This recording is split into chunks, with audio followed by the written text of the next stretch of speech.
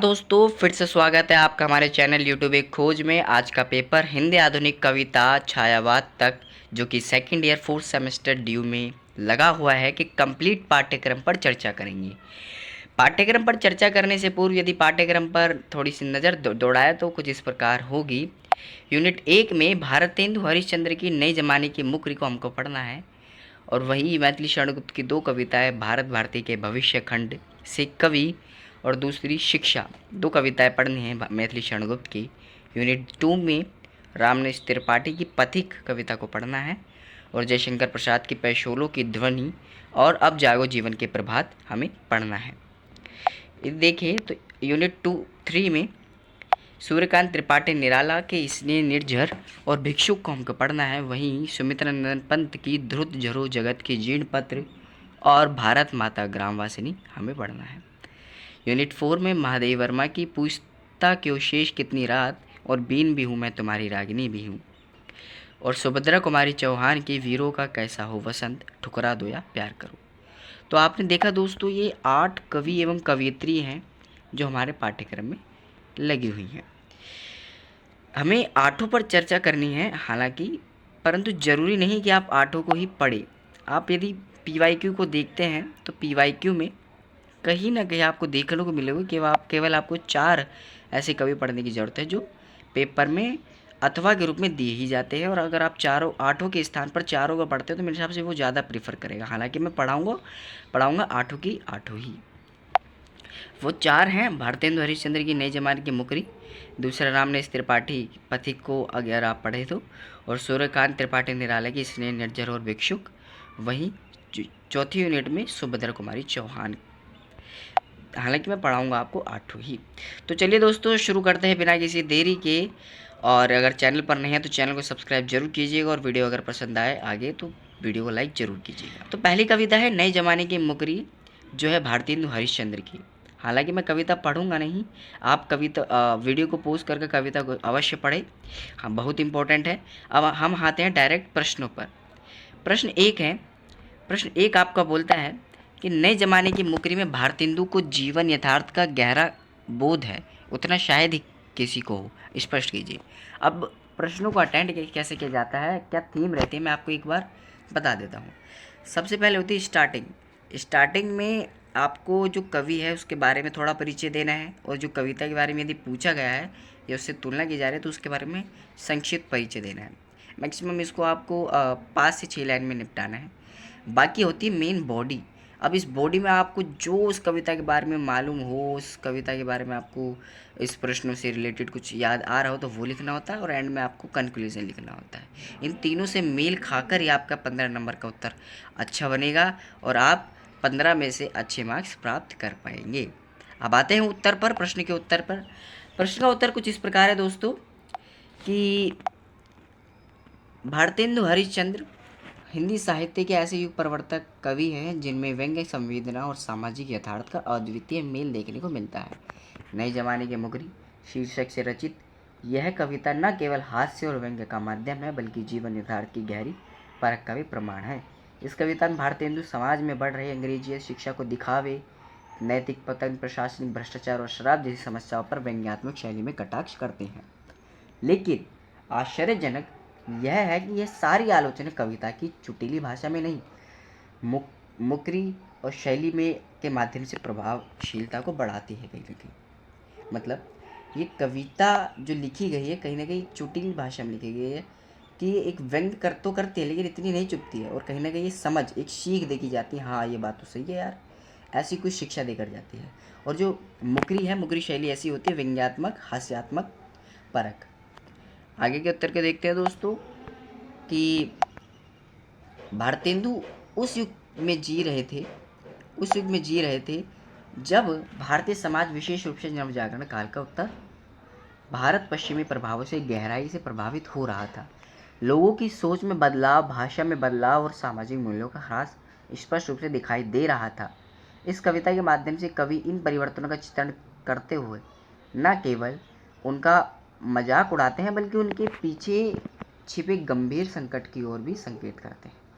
कविता की प्रत्येक पंक्ति एक नई सामाजिक विसंगति को उजागर करती है। जैसे दिखावटी गुरुओं की भरमार, सिर्फ डिग्रियों से सज्जनता का माप, स्त्रियों के साथ छल, रेल और चुंगी जैसे सरकारी संसाधनों में भ्रष्टाचार और अंततः शराब जैसी बुराई का समाज पर विनाशकारी प्रभाव। कवि केवल सतही आलोचना नहीं करते, वह यह दर्शाते हैं कि इन तथाकथित नई चीज़ों ने समाज को खोखला कर दिया है। मुकरी शैली में लिखी गई इस कविता की सबसे बड़ी विशेषता यह है कि इसका व्यंग्य चुपता नहीं बल्कि हंसाते हुए चौंकने, सोचने पर मजबूत करता है। यही कारण है कि कविता की अंतिम पंक्ति, जो वास्तविक उत्तर है, पाठक को चौंकाती भी है और सोचने को प्रेरित भी करती है। यही यथार्थबोध और परिकाष्ठा है। एक तरफ हल्के फुल्के कथ्य और भाषा का प्रयोग, दूसरी तरफ समाज की गंभीर बीमारियों की पहचान। भारतेंदु ने इस कविता में जीवन के उन पहलुओं को सामने लाया है जिन्हें अक्सर हम नज़रअंदाज कर देते हैं। यह कविता किसी सिद्धांत की बात नहीं करती, बल्कि आम जीवन की छोटी छोटी घटनाओं को लेकर गहरी सामाजिक टिप्पणी करती है। यही इस कविता का सौंदर्य है। अंततः स्पष्ट है कि नए जमाने की मुकरी केवल एक व्यंग्य कविता नहीं, बल्कि एक चेतावनी है उस समाज के लिए जो पश्चिम का चकाचौंध में अपनी पहचान, मूल्य और संस्कृति को खोता जा रहा है। और इसमें भारतेंदु का जीवन यथार्थ का बोध अत्यंत प्रभावशाली और दूरदर्शी रूप से प्रकट होता है। तो देखा आपने प्रश्न एक का उत्तर। अब इसमें आपने लास्ट में अगर गौर किया हो तो इसमें ये निष्कर्ष लिखा हुआ है। निष्कर्ष की इन्होंने जो मैंने स्टार्टिंग की अंतः से स्टार्टिंग है, आप कहीं से कैसे भी कर सकते हैं, जैसे निष्कर्ष के रूप में या निष्कर्षतः, ऐसे करके आप स्टार्ट करेंगे। और निष्कर्ष में क्या लिखना होता है, जो आपने पूरा उत्तर दिया उसको एक लाइन बद एक संक्षिप्त रूप देना पड़ता है कंक्लूजन में। तो यहाँ पे आप प्रश्न 1 अच्छे समझ गए होंगे दोस्तों, आशा है। अब प्रश्न 2 पर अगर फोकस दिया जाए, प्रश्न 2 है सप्रसंग व्याख्या, जो हालांकि आती है 10 नंबर से। तो मैं आपको सप्रसंग व्याख्या कैसे की जाती है यह भी अच्छे से समझाऊंगा, और इसमें क्या क्या इंक्लूड होता है ये भी समझाऊंगा। चलिए शुरू करते हैं। हमें किन पंक्तियों की व्याख्या करनी है? सब गुरुजन को बुरो बतावे, अपनी खिचड़ी अलग पकावे, भीतर तत्व न झूठी तेजी, क्यों सही सज्जन नहीं अंग्रेज। हाँ, हालांकि आप समझ गए होंगे। अब करते हैं कि सप्रसंग व्याख्या आखिरकार की कैसे जाती है। देखिए, इसके 5 रूप होते हैं। पहला, आपको संदर्भ लिखना होता है। संदर्भ क्या होता है? संदर्भ में हालांकि जो संदर्भ में लिखा जाता है कि वो कविता किनकी है और उनके किस काव्य खंड या कहाँ से वह उद्धृत की गई है। जैसे यह पंक्ति भारतेंदु हरिश्चंद्र की प्रसिद्ध कविता नए जमाने की मुकरी से ली गई है। कविता मुकरी शैली में लिखी गई एक व्यंग्य रचना है जिसमें आधुनिकता के नाम पर समाज में आई विकृतियों का हास्य और तीखे कटाक्ष के माध्यम से चित्रण किया गया है। तो दोस्तों, आपने यहाँ पे देखा। अब यहाँ पे जब संदर्भ की स्टार्टिंग हुई है, नॉर्मल देखा होगा आपने, भारतेंदु हरिश्चंद्र बोल के की गई है। आप चाहे तो इसको और विशेष बना सकते हैं। कैसे कि नव जागरण काल के उदयकर्ता भारतेंदु हरिश्चंद्र द्वारा रचित नए जमाने की मुकरी से उद्धृत उपयुक्त पंक्तियाँ हमें यह दर्शाती है। देखो कितना अच्छा एट्रैक्टिव लगा संदर्भ। अगर आप जो रचयिता है उसको और अच्छे से एट्रैक्टिव रूप से दर्शाने का प्रयास करते हो तो ज़्यादा प्रभावित करता है एग्जामिनर को। अब आते प्रसंग पर। जो दूसरी चीज़ होती है वो होता है प्रसंग। इस पद्यांश में कवि उन लोगों पर व्यंग्य करते हैं जो स्वयं को आधुनिक और समझदार दिखाने के लिए पुराने मूल्यों को और परंपराओं को दिखाते हैं। अब प्रसंग में क्या लिखा जाता है? प्रसंग में जो पंक्ति है उसका संक्षिप्त सार लिखा जाता है। इसके बाद जो तीसरी सबसे अहम भूमिका निभाता है, सबसे महत्वपूर्ण चीज़ है, वह होता है व्याख्या। अब व्याख्या में आप जो जो ऊपर वाली पंक्ति है उसका संपूर्ण व्याख्या को दर्शाते हैं कि आखिरकार वह पंक्ति क्या दर्शाना चाहती है। हालांकि सबसे ज़्यादा नंबर इसी के रहते हैं, 10 में से 6 नंबर व्याख्या के रहते हैं। तो आप व्याख्या को जितना बड़ा लिख सके, अच्छे से अच्छा उसको लिखने का प्रयास अवश्य कीजिएगा। अब देखते हैं व्याख्या क्या बोलती है। कवि कहते हैं कि आजकल कुछ लोग ऐसे हो गए हैं जो अपने से पहले के सभी गुरु और विचारों को तुच्छ और पुराना बताकर उन्हें नकार देते हैं। वे अपनी अलग ही खिचड़ी पकाते हैं, यानी स्वयं को नया विचारक दिखाते हैं, परंतु उनकी बातों में कोई गहराई नहीं होती, सिर्फ झूठी तेजी यानी दिखावा होता है। इस पाखंड और दिखावे का उत्तर अंतिम पंक्ति में मुकरी के रूप में दिया गया है। क्यों सही सज्जन नहीं अंग्रेज, यानी यह सज्जन तो अंग्रेज ही है। कवि यह कह रहे हैं कि ऐसा व्यवहार तो वही कर सकता है जो अंग्रेजियत के प्रभाव में पूरी तरह रंग चुका। तो दोस्तों, आपने यहाँ पे व्याख्या देखा। अब इसके बाद सबसे अहम चीज़ जो आती है वह आता है विशेषता या विशेष। अब बहुत इंपॉर्टेंट होता है ये, किस प्रकार होता है मैं समझाता हूँ। विशेष में दो चीज़ें आती है, भाव पक्ष और कला पक्ष। कला पक्ष को आप शिल्प पक्ष, शिल्प सौंदर्य भी बोल सकते हैं। मैं समझाता हूँ। भाव पक्ष में आखिरकार क्या कविता में भाव निहित है, यह उसके अंदर आता है, आपको यह दर्शाना है। जैसे इस पंक्ति में कवि का व्यंग्य आधुनिकता की आड़ में भारतीयता और गुरु परंपरा की अवमानना पर केंद्रित है। वह यह संदेश दे रहे हैं कि अंधाधुंध पश्चिमीकरण समाज की आत्मा को खोखला कर देता है। ये देखिए संक्षिप्तता से किस प्रकार भावना को निहित किया गया है इस पंक्ति में। अब कला पक्ष क्या होता है? कला पक्ष आखिरकार देखिए, कविता में कुछ ना कुछ अहम टूल होते ही होते हैं। अगर आपने भारतीय काव्य शास्त्र पढ़ा हो, जो आपके पेपर में लगा भी था, तो उसमें आपने अलंकार, रस, गुण, ये सभी तो अवश्य पढ़ा ही होगा। तो वही होते हैं कला पक्ष। कला पक्ष में आपको क्या लिखना होता है? आप मेनली 4 से 5 चीज़ जो कॉमन होती है लिख दीजिएगा। भाषा लिख सकते हैं, आखिरकार कैसी भाषा है कविता की, भाषा कैसी है, सहज और व्यंग्यात्मक है। दूसरी, किस शैली में लिखी गई है, मुखरी शैली में लिखी गई है। आप उदाहरण दे सकते हैं कि पंक्ति चौंकाती है जो कविता का प्रभाव बढ़ाती है। तुकांत योजना है। अब तुकांत आपने अवश्य पढ़ा ही होगा। तुकांत जैसे एग्जाम्पल, बतावे, पकावे, तेजी, अंग्रेजी, जो कहीं ना कहीं लयात्मकता को बांधती है। और चौथा, व्यंजनात्मक शैली के कारण पंक्ति हंसी उत्पन्न करती है, परंतु भीतर गंभीर संदेश छिपा है। तो दोस्तों, आपने यहाँ देखा भारतेंदु हरिश्चंद्र द्वारा रचित नए जमाने की मुखरी की एक प्रश्न को और सप्रसंग व्याख्या कैसी की जाती है। अब जो दूसरे कवि है दोस्तों, वह हैं मैथिली शरण गुप्त, जिनकी कविता भारत भारती में कवि को हम पढ़ेंगे। ये है उनकी कविता। हालांकि आप पढ़ लीजिएगा पॉज करके वीडियो को। मैं डायरेक्ट प्रश्न पर आता हूँ। प्रश्न कुछ इस प्रकार है कि भारत भारती भविष्य खंड की मूल संवेदना पर प्रकाश डालिए। अब देखते हैं उत्तर। हिंदी साहित्य के युग पुरुष मैथिली शरण गुप्त द्वारा रचित भारत भारती केवल एक काव्य नहीं, बल्कि भारतवर्ष के सांस्कृतिक, ऐतिहासिक और भावी स्वरूप का जीवन चित्रण है। यह काव्य 3 खंडों अतीत, वर्तमान और भविष्य खंड में विभाजित है, जिनमें से भविष्य खंड भारतीय समाज को दिशा देने वाला भाग है। इस खंड में कवि ने आने वाले भारत की कल्पना को स्वर दिया है और पाठकों में एक आत्मचिंतन की अपेक्षा की है। यह खंड अपने भीतर भारत की आत्मा, उसकी शक्ति, उसकी संभावनाओं और उसकी आवश्यकताओं की गूंज समेटे हुए हैं। इस खंड की मूल संवेदना एक ऐसी प्रेरक चेतना है जो भारत के नव निर्माण और नव युवकों के उत्तरदायित्व पर केंद्रित है। इसमें केवल स्वप्न नहीं, अपितु कर्म का आह्वान है।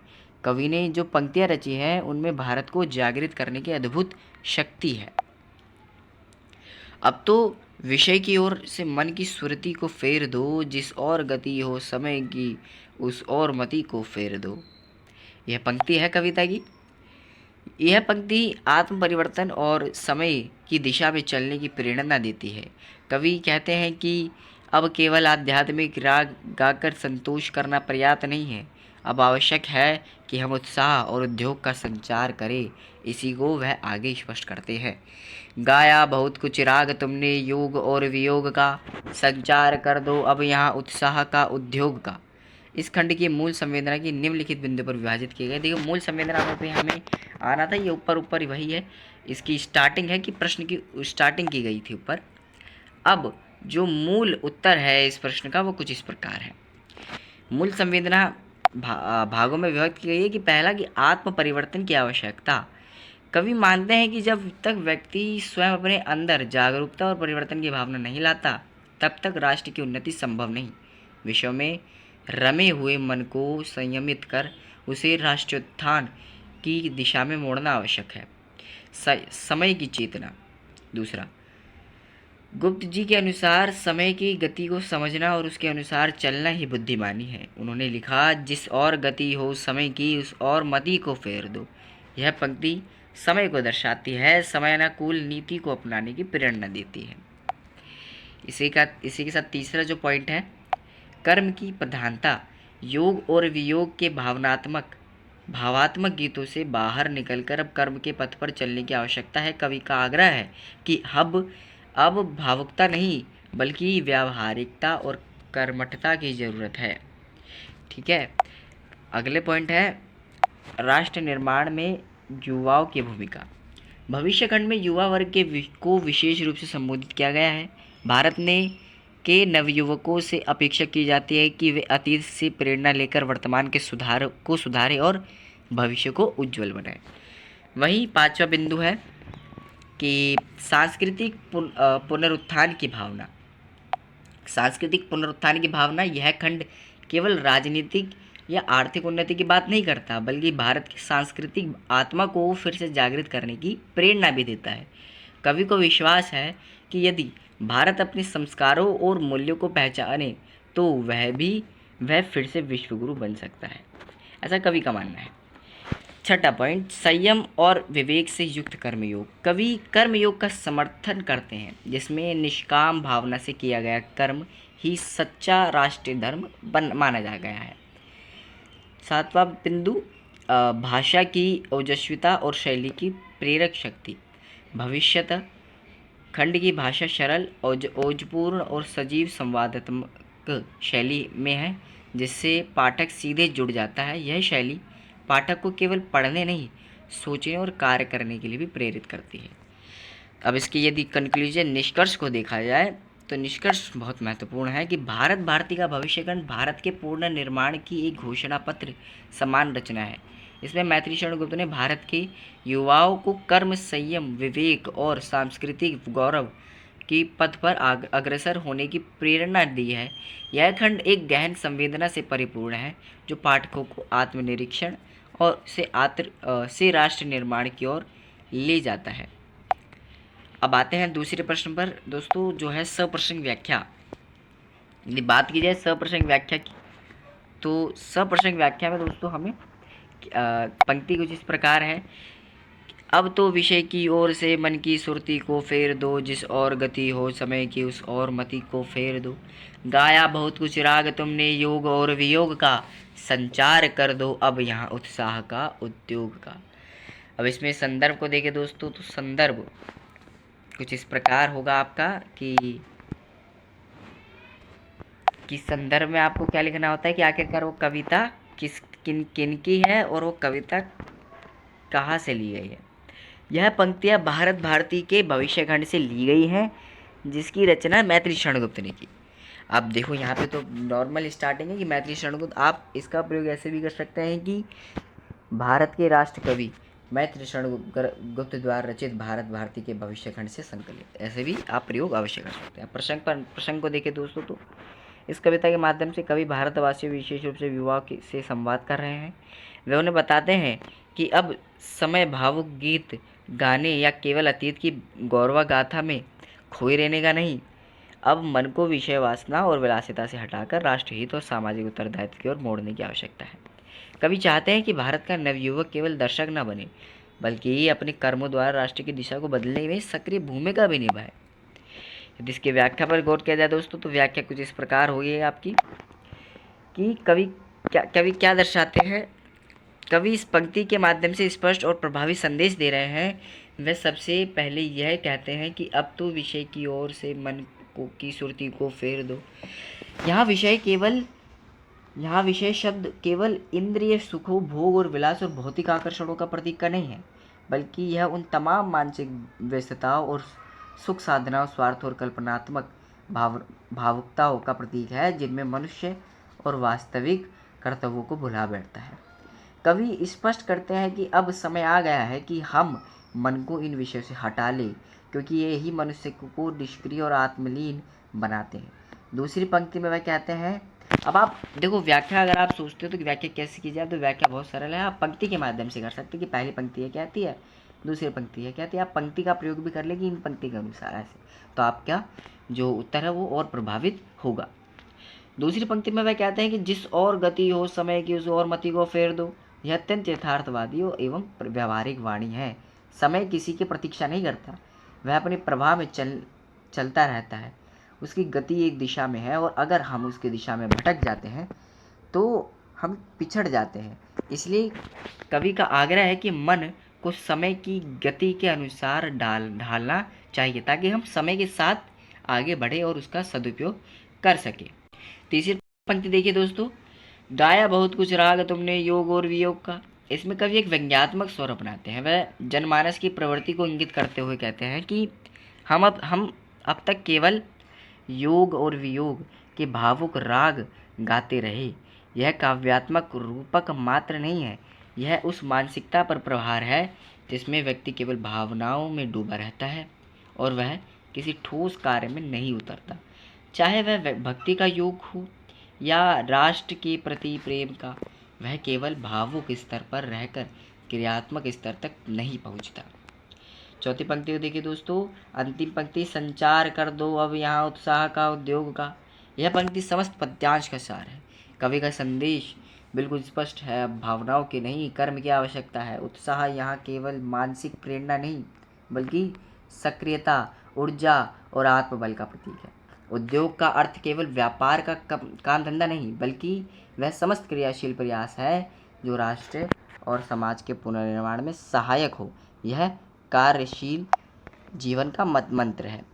अंत में कुल मिलाकर यह पद्यांश भारत के नवयुवकों के लिए एक उद्घोष है कि अब भावुकता और अतीत मोह को त्याग कर कर्म पर केंद्र किया जाए, जागरूकता पर केंद्र किया, राष्ट्रीय कर्तव्य पर कदम बढ़ाया जाए। अब आते हैं विशेष पर। विशेष मैंने आपको पहले बताया भाव पक्ष और कला पक्ष महत्व होते हैं। भाव पक्ष का देखें तो इसमें राष्ट्र चेतना का जागरण है। कवि ने देशवासियों के अंतर्मन को झकझोरने का प्रयास किया है। भावुकता से व्यवहारिकता की ओर संकेत है। समय के महत्व को दर्शाना है। युवा उसकी अपेक्षा है। कर्मयोग की प्रेरणा दी गई है। वही कला पक्ष में छंद और लय का सहजता से प्रयोग किया गया है। अनुप्रास अलंकार है। अब आप अनुप्रास अलंकार तो जानते हैं, जिसमें वर्णों की आवृत्ति होती रहे। जैसे यहाँ पे फेर, दो, योग, वियोग, इन ध्वनियों में पुनरावृत्ति अनुप्रास का कहीं ना कहीं देखने को मिलता है। प्रतीकों का वियोग, विषय, गति, मति, राग, उत्साह, उद्योग, इन शब्दों के माध्यम से कवि ने गूढ़ अर्थों की सरलता से इस अभिव्यक्ति की है। नाटकीयता और प्रवाह देखने को मिलता है।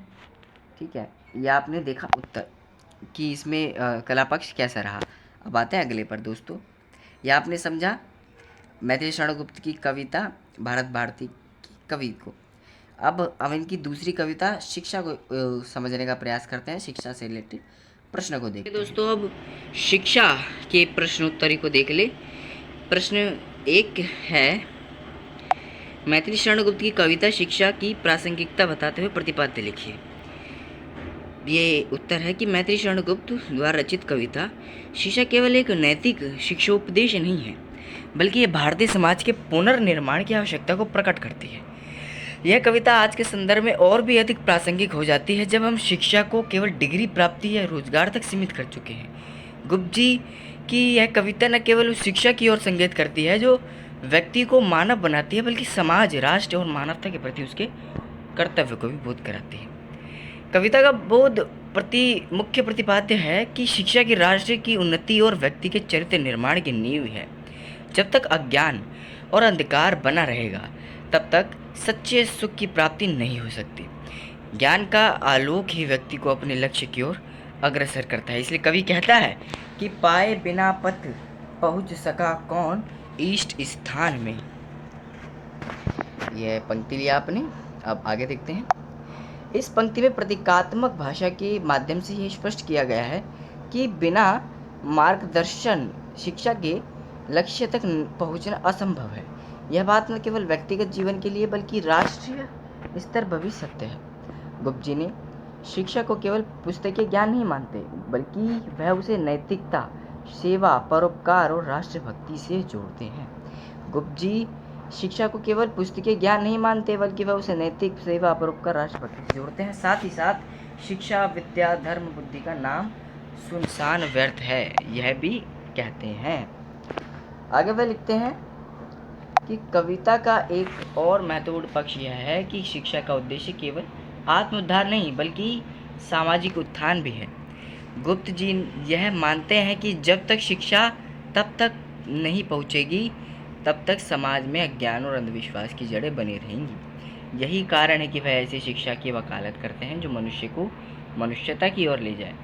आज के युग में जहाँ शिक्षा एक व्यवसाय बन गया है और व्यक्ति केवल अपने करियर की चिंता करता है, वहाँ गुप्त जी ने ये कहा एवं चेतावनी दी कि वो देश जो सो रहा है, जहाँ शिक्षा का तेज नहीं है, वह देश नहीं है। कविता में राष्ट्र प्रेम की भावना अत्यंत प्रबल है। कवि शिक्षा को राष्ट्र निर्माण का हथियार मानते हैं। वह कहते हैं कि देश की उन्नति और स्वतंत्रता तभी संभव है जब जनता शिक्षित हो। इसलिए हमें ऐसी शिक्षा अपनानी चाहिए जो व्यक्ति के विवेक, विचार और चरित्र का विकास करे। निष्कर्षतः शिक्षा कविता आज के समय में इसलिए अत्यंत प्रासंगिक है क्योंकि यह हमें शिक्षा के मूल उद्देश्य की याद दिलाती है। यह कविता केवल अक्षर ज्ञान की नहीं बल्कि नैतिकता, सेवा और समर्पण की ओर हमारा ध्यान आकृष्ट करती है।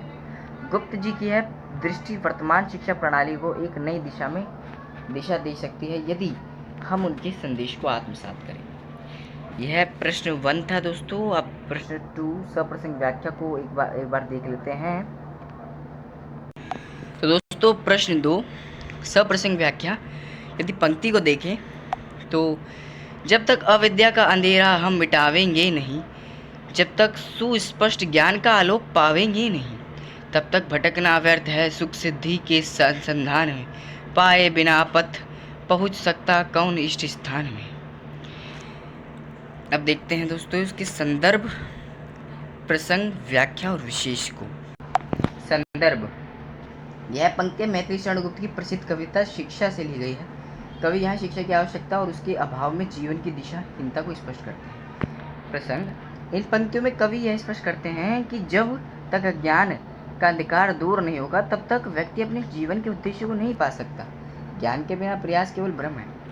व्याख्या, कवि कहते हैं कि जब तक हम अपने भीतर और समाज से अविद्या का अंधकार नहीं हटाएंगे तब तक हम सच्चे ज्ञान का प्रकाश नहीं पा सकते। अज्ञान में भटकते हुए सुख और सफलता की खोज करना व्यर्थ है क्योंकि बिना मार्गदर्शन के कोई भी अपने लक्ष्य तक नहीं पहुंच सकता। जैसे एक पथहीन यात्री अपने गंतव्य तक नहीं पहुंच सकता, वैसे ही शिक्षा के बिना व्यक्ति अपने जीवन के उद्देश्य को नहीं समझ सकता। यहाँ ज्ञान को प्रकाश और अज्ञान को अंधकार के रूप में दर्शाया गया है।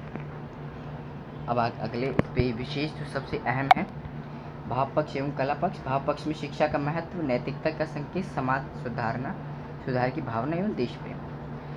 कला पक्ष में छंद और लयबद्धता का प्रयोग, प्रतीकात्मक शैली जैसे अंधेरा, आलोक, पथ और स्थान। तर्कात्मक शैली है, तर्कात्मक और सरल भाषा है, सरल एवं सहज है ना। तो आपने यहाँ शिक्षा को समझा। अब देखिए तीसरी जो दूसरी यूनिट स्टार्ट होती है। अब आपकी पहली यूनिट हो चुकी है, दूसरी यूनिट स्टार्ट होते हैं और जो तीसरे कवि आते हैं वह रामनरेश त्रिपाठी और जिनकी कविता है पथिक। आप ये कविता अवश्य पढ़ लीजिएगा दोस्तों। मैं हालांकि कविता स्किप कर रहा हूँ परंतु ये पढ़नी अवश्य जरूरी है। अब आते हैं प्रश्नोत्तरी पर। तो दोस्तों पहला प्रश्न आता है इसी कड़ी में, पथिक कविता के आधार पर रामनरेश त्रिपाठी की जीवन दृष्टि का परिचय दीजिए। रामनरेश त्रिपाठी की कविता पथिक केवल प्राकृतिक वर्णन या भावुक आत्मचिंतन नहीं बल्कि एक गहरी जीवन दृष्टि का परिचायक है। इस कविता में जीवन के संघर्ष, परिवर्तनशीलता, आत्मिक संवेदनशीलता तथा प्रकृति के साथ तादात्म्यता की भावना स्पष्ट झलकती है। यह कविता आत्मा और संसार के द्वंद्व, आकांक्षा और यथार्थ के संघर्ष को रूपांतरित करते हैं। त्रिपाठी जी की इस दृष्टि में प्रकृति एक प्रेरक तत्व है। कवि प्रकृति के माध्यम से अपने जीवन की व्यथा और भावनाओं को उद्घाटित करते हैं। वन उपवन गिरी सानु कुंज में मेघ बरस बहते हैं जैसी पंक्तियाँ दर्शाती है कि कवि प्रकृति की घटनाओं में आत्म प्रतीति करता है। वर्षा का बाह्य दृश्य उसके भीतर आत्मिक पीड़ा और अश्रु प्रवाह का प्रतीक बन जाता है। तो दोस्तों आगे देखते हैं। कविता में एक और महत्वपूर्ण जीवन दृष्टि है विरह और आत्मसंघर्ष की स्वीकृति। कवि कहता है कि जब चारों ओर सौंदर्य, लहरें, किरणें, वायु आदि हैं तब भी उसके भीतर एक वेदना है, एक आत्म विलयन चल रहा है। यह जीवन की उस स्थिति को दर्शाता है जब बाह्य सौंदर्य के बीच भी अंतःकरण दुखी होता है। यह दृष्टिकोण भारतीय भाव संवेदना का मूल है, जहाँ व्यक्ति संसार में रहते हुए भीतर से एकाग्र, सजग और पीड़ित रहता है। त्रिपाठी की कविता की जीवन दृष्टि में परिवर्तनशीलता का स्वीकार भी स्पष्ट होता है। वे जीवन को प्रवाह मानते हैं, एक यात्रा जिसमें स्थायित्व नहीं, केवल अनुभव और भावनाएं हैं। लिस्वी हुई है मधुर कहानी विश्व विमोहर हारी। यह पंक्ति बताती है कि संसार की हर अनुभूति एक क्षणिक लहर की तरह है, आकर्षक किंतु अस्थायी। कविता के अंत में कवि पाठक को प्रकृति के विभिन्न रूपों को पढ़ने, देखने और समझने के लिए आमंत्रित करता है। इससे यह स्पष्ट होता है कि कवि की दृष्टि केवल आत्मविलीन नहीं अपितु जागरूक, संवेदनशील और शिक्षात्मक भी है। निष्कर्षतः देख सकते हैं आप, रामनरेश त्रिपाठी की जीवन दृष्टि करुणामयी, आत्मविश्लेषी और प्रकृति संगत। वे प्रकृति को आत्मा का सहचर मानते हैं। याद रखिए, तो बहुत इंपॉर्टेंट है दोस्तों कि वह प्रकृति को आत्मा का सहचर मानते हैं और जीवन के प्रत्येक पक्ष को एक सौंदर्य बोध के साथ स्वीकारते हैं। पथिक कविता हमें जीवन की उन अनकही भावनाओं से जोड़ती है जिन्हें हम अक्सर प्रकृति के माध्यम से महसूस करते हैं। तो दोस्तों, आपने यहाँ पे प्रश्न 1 को समझा। अब जो दूसरा प्रश्न है वह है सप्रश्न व्याख्या। अब इसको समझने का प्रयास करते हैं दोस्तों। तो पंक्ति आप देख सकते हैं दोस्तों। पंक्ति किस प्रकार है कि वन उपवन गिरी सानो कुंज में मेघ बरस बहते, मेरा आत्म प्रलय होता है नयन नीर बहते। पढ़ो लहर तट तोड़ तर गिरी नभ किरण जल पर प्यारी, लिस्वी हुई है मधुर कहानी विश्व विमोहर हारी। अब इसको देखते दोस्तों इसके उत्तर को। तो पहले देखिए संदर्भ यह है कि यह पंक्तियाँ रामनरेश त्रिपाठी कविता पथिक से ली गई है। ये इस कविता में कवि ने अपने जीवन की भावनाओं को प्रकृति के दृश्यों में प्रतिबिंबित किया है। अगला प्रसंग में इन पंक्तियों में कवि वर्षा ऋतु के सौंदर्य का वर्णन करते हुए उस अपनी आत्मिक स्थिति से जोड़ते हैं। बाह्य प्रकृति में जो घटना घट रही है वह उसके अंतर्मन में चल रहे द्वंद्व और पीड़ा का प्रतीक बन जाती है।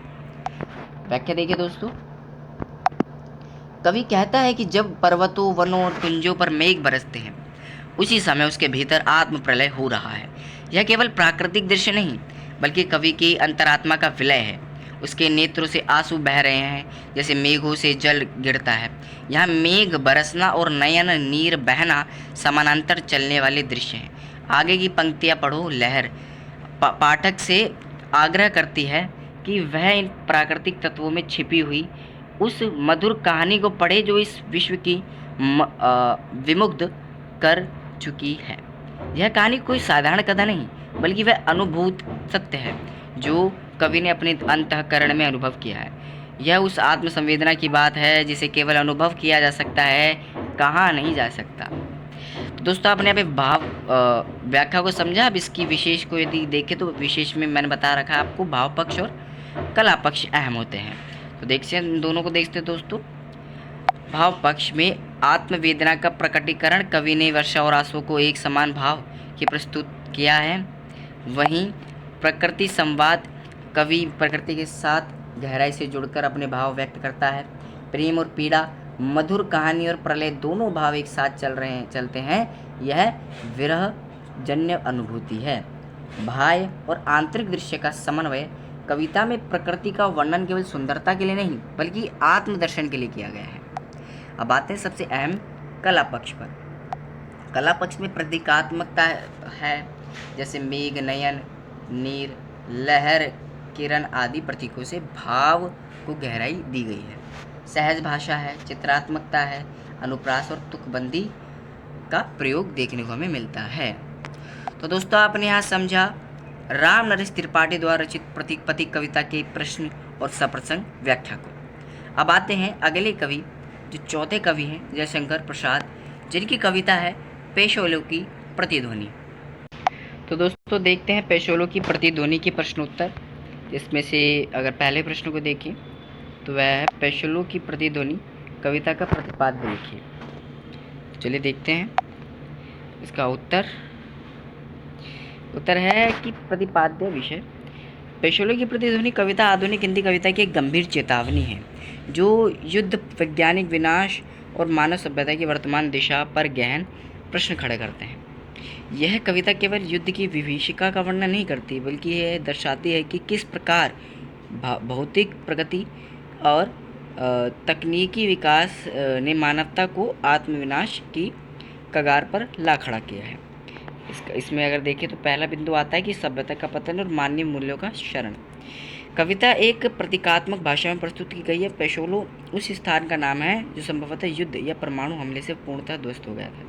लेकिन यह पेशोलो केवल एक शहर नहीं है, यह समस्त मानव सभ्यता का प्रतीक है। कवि यह स्पष्ट करता है कि यह विनाश केवल बाहरी नहीं है, बल्कि हमारी चेतना का भी विनाश है। मनुष्य ने जिस विज्ञान का निर्माण, विकास और उन्नति के लिए किया था, वह आज विनाश का उपकरण बन चुका है। जिन हाथों से सृजन होना था, उन्हीं हाथों से आज आहुतियाँ दी जा रही है, युद्ध के यज्ञ किए जा रहे हैं। ये देखिए दूसरा पॉइंट, तो पश्चिमी सभ्यता की आलोचना। कवि स्पष्ट रूप से पश्चिम के व्योम की चर्चा करता है, यानी पश्चिमी संस्कृति और विचारधारा का वह आकाश जहाँ मानवीयता का कोई आधार नहीं बचा। निर्वलंब शब्द इस बात को दर्शाता है कि अब यह सभ्यता किसी नैतिक या मानवीय मूल्य पर आधारित नहीं, उसमें केवल यंत्रवत प्रगति है, संवेदना नहीं। आगे देखते हैं दोस्तों। कविता में निर्धु मर्दु भस्म रहित ज्वलन पिंड जैसे शब्दों का प्रयोग यह दर्शाता है कि विनाश अब इतना सूक्ष्म और अदृश्य हो रह गया है कि वह दिखाई नहीं देता, लेकिन उसकी भयावहता कई गुणों अधिक है। यह आज के वैज्ञानिक हथियारों की ओर संकेत करता है, जैसे परमाणु बम, ड्रोन, युद्ध, जैविक हथियार आदि। मानव चेतना का प्रश्न। तीसरा बिंदु, मानव चेतना का प्रश्न। यह कविता में मनुष्य के अंतरात्मा की चेतना को झकझोर गया है। कवि यह प्रश्न करता है कि हम किस दिशा में बढ़ रहे हैं। क्या विकास केवल तकनीकी होना चाहिए? क्या हमने अपनी करुणा, संवेदना, सौंदर्यबोध और नैतिकता को त्याग दिया है? आगे देखते हैं। तजे ओज बल जो द्वंद दा कदम बसा। यह पंक्ति दर्शाती है कि मनुष्य ने अपनी सृजनात्मक शक्ति को खो दी है और अब यह केवल द्वंद्व में लिप्त है, जिसमें हार जीत तो है पर मानवता नहीं। वैश्विक चौथा बिंदु है वैश्विक संदर्भ और समसामयिकता। यह कविता केवल उस समय के विश्व युद्ध या शीत युद्ध की बात नहीं करती, बल्कि आज के समय में भी अत्यंत प्रासंगिक है। जलवायु संकट, परमाणु हथियार की होड़, युद्ध की राजनीति और बढ़ती संवेदनहीनता से ये सभी इस कविता को आज भी जीवंत बनाए रखते हैं। आगे देखते हैं तो समाधान का संकेत। अब आखिरकार इससे क्या समाधान प्राप्ति है? हालांकि कवि ने समाधान भी दिया है कि हालांकि कविता का स्वर तीव्र और चेतावनी पूर्ण है, फिर भी कवि अप्रत्यक्ष रूप से यही संकेत देता है कि मनुष्य को अपनी दिशा बदलनी होगी, उसे पुनः मानवीय मूल्यों, करुणा और अहिंसा की ओर लौटना होगा। तकनीक का प्रयोग जीवन निर्माण के लिए होना चाहिए, न कि उसके संहार के लिए। तो इसके निष्कर्ष को देखते हैं, कंक्लूजन को देखते हैं कि पेशोलो की प्रतिध्वनि एक प्रतीकात्मक, दार्शनिक और विचारोत्तेजक कविता है जो हमें आत्ममंथन के लिए बाध्य करती है। यह कविता केवल अतीत का चित्रण नहीं बल्कि भविष्य की चेतावनी भी है। यह बताती है कि यदि हमने अपने मार्ग नहीं बदले तो हमारी सभ्यता केवल एक प्रतिध्वनि बनकर रह जाएगी, एक खोई हुई आवाज़, एक उजड़ा हुआ शहर, एक जला हुआ अतीत रह जाएगा केवल। तो दोस्तों आपने यहाँ पे समझा पेशोलो के प्रतिध्वनि के प्रश्नोत्तरी को। अब यदि इसके सप्रसंग व्याख्या पर एक बार देख लेते हैं तो पंक्ति कुछ इस प्रकार है। अरुण करुण बिंब वह निर्धूर मधु भस्म रहित ज्वलन पिंड, विकल विवर्तनर्तों से विरल प्रवर्तनतों में श्रमित नमित सा, पश्चिम के व्योम में है आज निरवलंब सा, आहुतिया विश्व की अजस्र सी लुटाता सा रहा, सतत सहस्त्र कर माला से तजे ओज बल जो द्वंद्वता कदम सा। तो आपने यहाँ पंक्ति देखी। अब इसके सप्रसंग व्याख्या पे देखिए तो पहला आता है संदर्भ। यह पंक्तियाँ आधुनिक हिंदी कविता पेशोलो की प्रतिध्वनि से ली गई हैं, जो किनके द्वारा रचित है आप बताइए? जयशंकर प्रसाद द्वारा रचित है। इसमें कवि ने युद्ध और वैज्ञानिक विकास के दुष्परिणामों को प्रतीकात्मक रूप से व्यक्त किया है। पश्चिमी सभ्यता की अंधी प्रगति और उसकी आत्मविस्मृति पर यह कविता गहरी टिप्पणी करती है। यदि इसके प्रसंग पर चर्चा करें तो इन पंक्तियों में कवि ने सभ्यता के पतन और आत्महीनता की ओर संकेत किया है। युद्ध की विभीषिका और उसमें लुप्त हो रही मानवता को कवि ने अत्यंत करुण स्वर में चित्रित किया है। देखते दोस्तों इसकी व्याख्या को। तो व्याख्या में अरुण करुण बिंब यह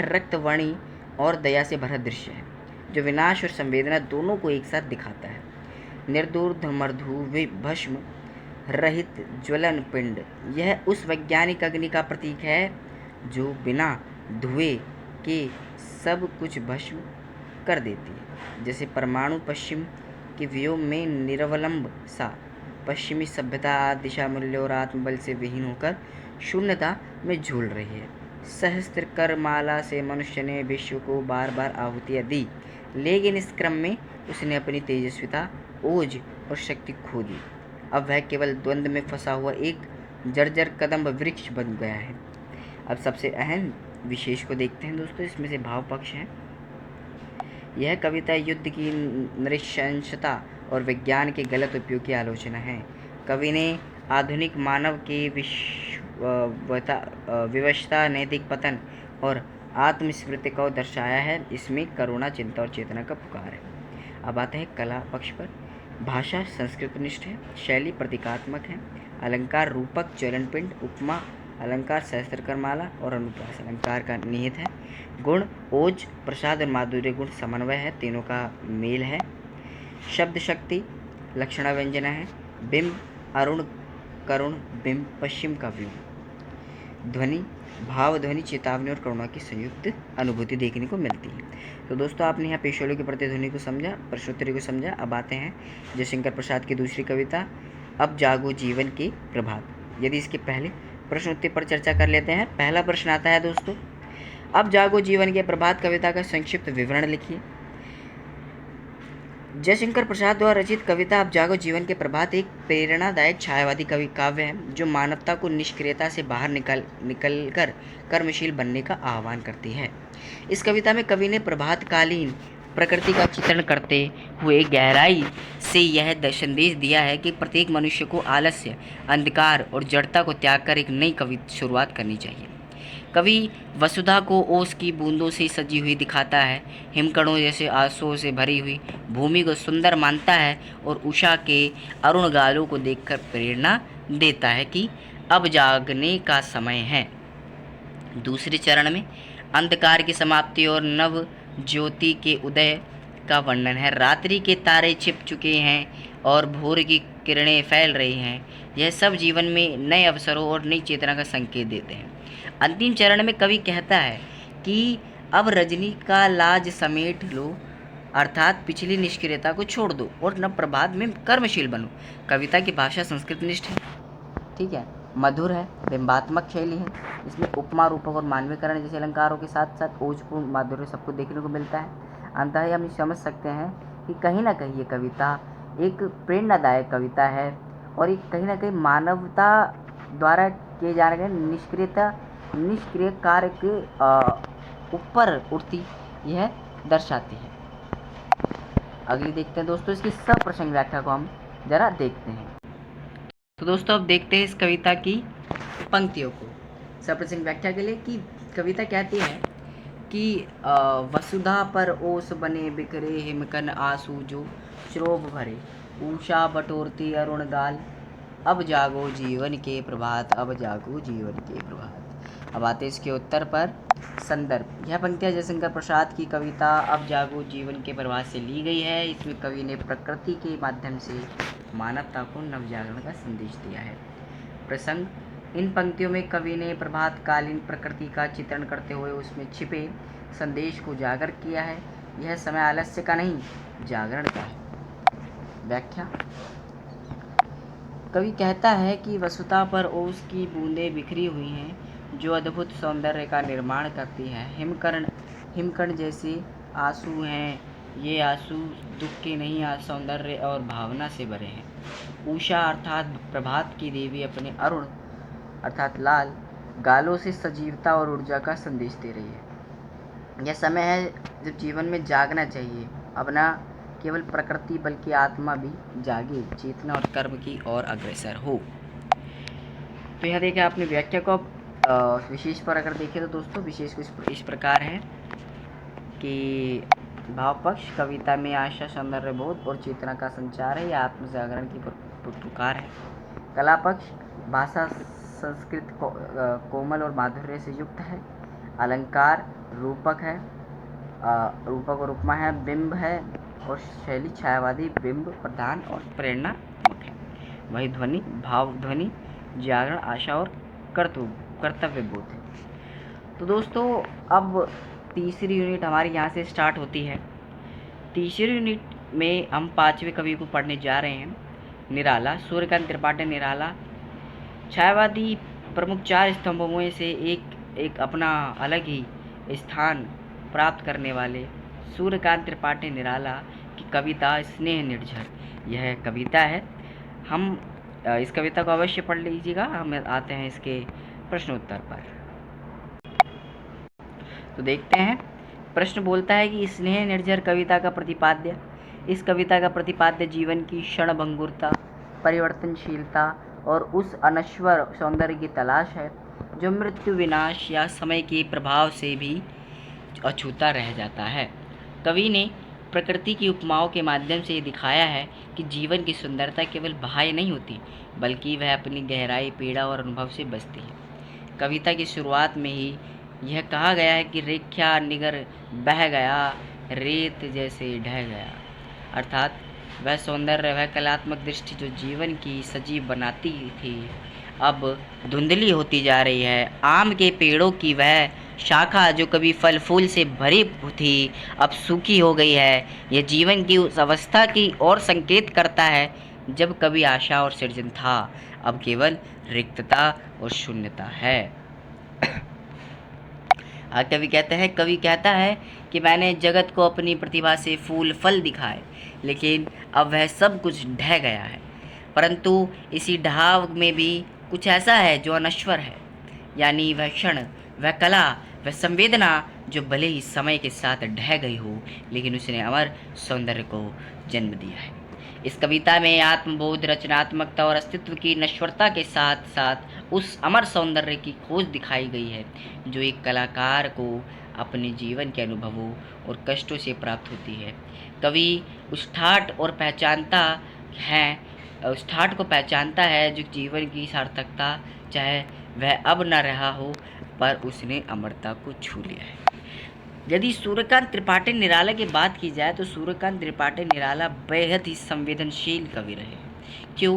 क्योंकि उनके जीवन में इतना संघर्ष आया कि जब उनकी विवाह हुआ तो विवाह के कुछ समय बाद ही उनकी पत्नी का देहांत हो गया। फिर उन्होंने पुनः विवाह किया, फिर उनकी पत्नी का भी देहांत हो गया। फिर उनकी पुत्री थी सरोज, उनका भी देहांत हो गया। तो उनका जो जीवन रहा है काफ़ी ही संवेदनशील रहा है।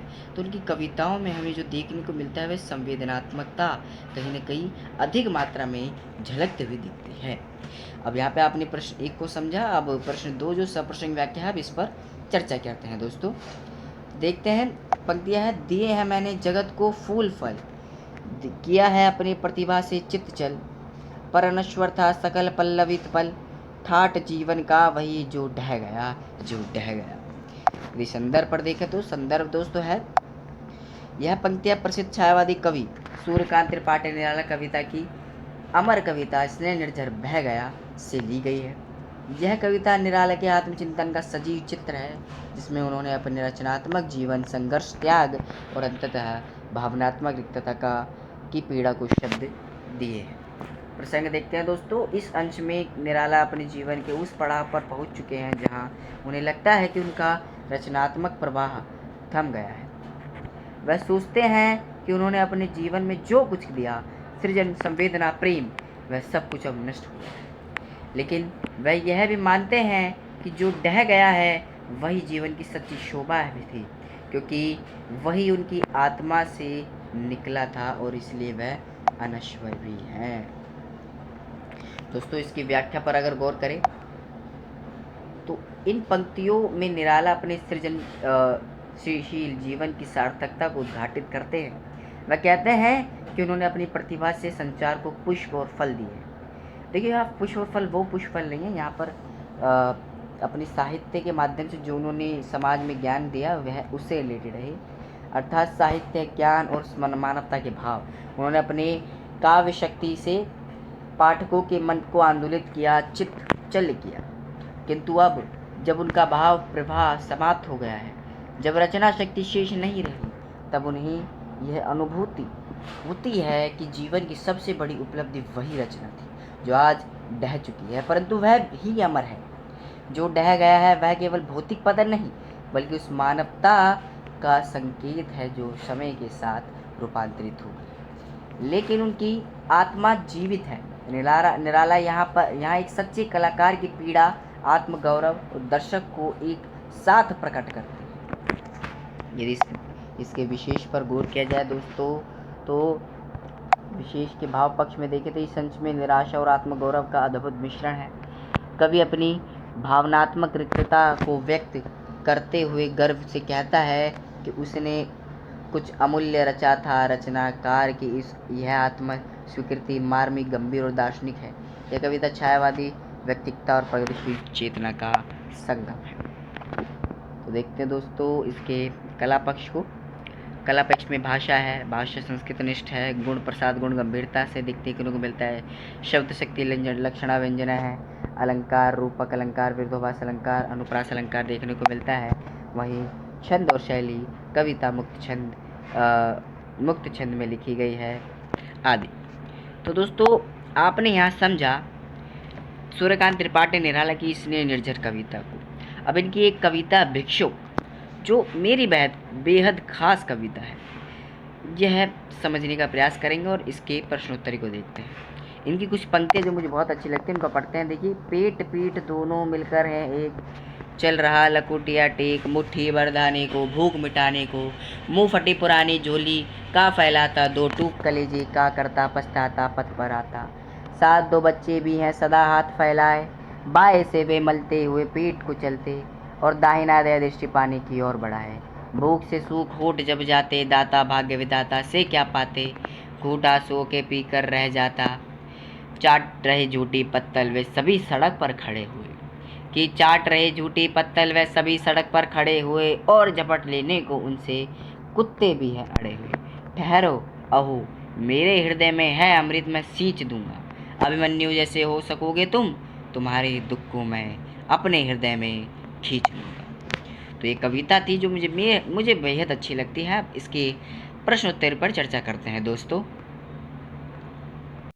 तो दोस्तों पहला प्रश्न है, कविता भिक्षुक की मूल संवेदना को स्पष्ट करना है। भिक्षुक कविता में कवि सूर्यकांत त्रिपाठी निराला जो हैं ने समाज की उस कड़वी सच्चाई को उजागर किया है जहाँ गरीबी, भूख और बेबसी से जूझता एक वृद्ध व्यक्ति भीख मांगने को मजबूर है। यह रचना किसी करुणा या सहानुभूति के लिए नहीं, बल्कि समाज को झकझोरने के लिए लिखी गई एक सशक्त यथार्थवादी कविता है, अभिव्यक्ति है।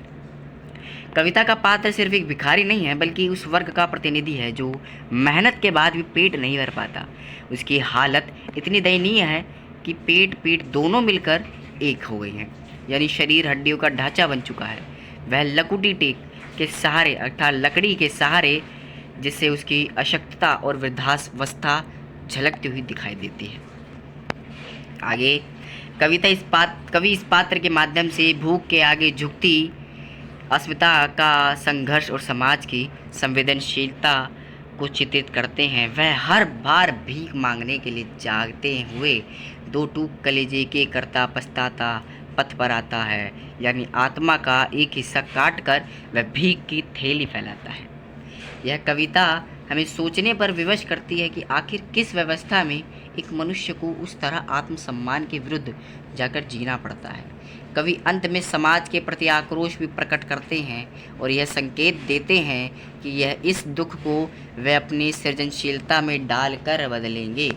इस प्रकार भिक्षुक कविता भूख, सामाजिक विषमता और टूटते आत्मसम्मान की गूंजती हुई अभिव्यक्ति है जो हमें मौन नहीं रहने देती।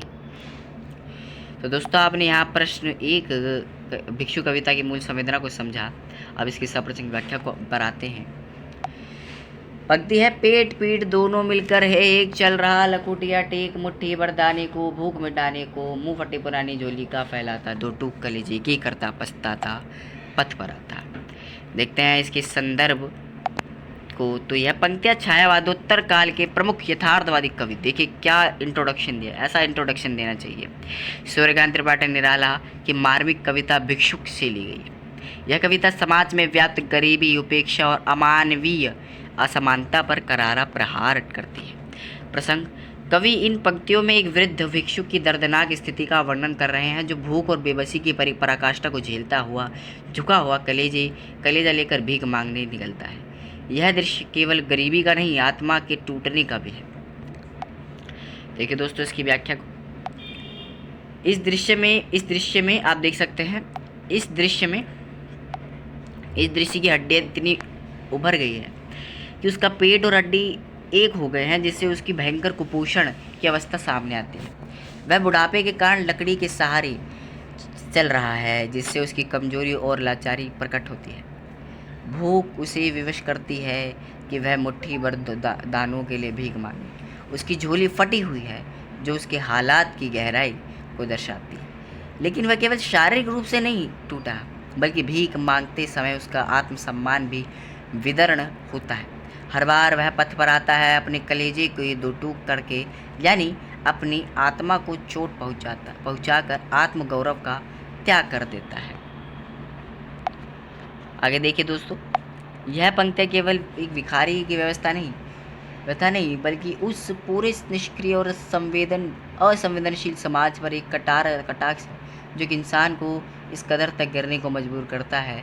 कभी हमें सोचने पर मजबूर करता है कि क्या कोई भीख मांगते समय केवल पेट ही नहीं, आत्मा से भी भूखा होता है।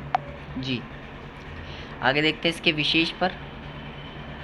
तो भाव पक्ष, इस अंश में करुणा, व्यवस्था, पीड़ा, आत्म संघर्ष और सामाजिक व्यंग्य की भाव देखने को मिलता है। भिक्षु की स्थिति केवल एक व्यक्ति की नहीं, पूरी समाज के उपेक्षित वर्ग की व्यथा है।